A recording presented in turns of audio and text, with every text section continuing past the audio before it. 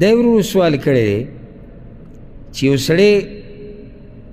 هغه ویښته د بدن چې د هغې لرې کول پکار دي دا د 40 ورځو نه زیات پرېږدي نامنه لاندې ویښته شو ترخونه ویښته شو صفایي چې شریعت کوم ځایونه ویلي دي نوکونه شو دا دې د 40 ورځو نه زیات پرېږدي نو دا به روایي که ناروا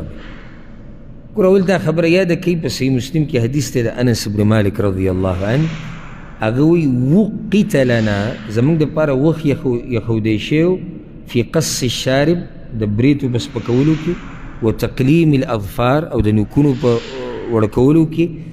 ونتف الابط او د ترخونو د صفایي دپاره وحلق العانه او د نامونه لاندې ویښته لرې کول الا نترک اکثر من 40 لیله چې دا به د 40 شپو نه زیات نه پرېږدي امام نووي رحمه الله د حدیث په شرحه کې وویل دا دی چې وقت لنا زموږ دپاره وخت یښودی شوی دا دی چې یښودی شوی وي نو دا ول رسول صلی الله علیه وسلم یښودی دغې چا کې یښودو خیر مې دې خبرې ته که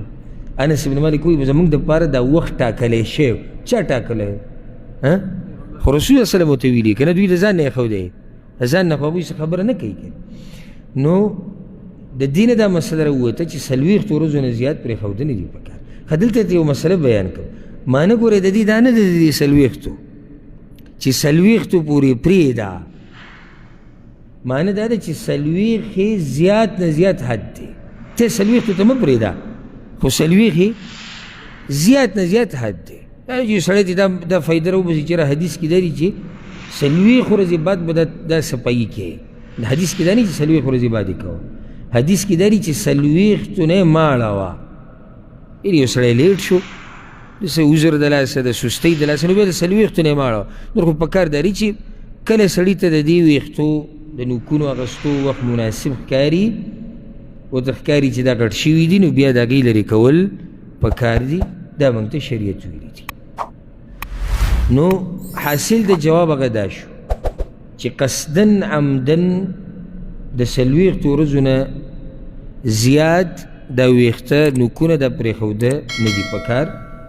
او یا چې عذر ورسره نه او چې څوک دا کوي نو دی د رسول صلی الله علیه وسلم د طریقې خلاف ورزي کوي چې څوک دا کار کوي نو دی د رسول صلی الله علیه وسلم د طریقې خلاف ورزي کوي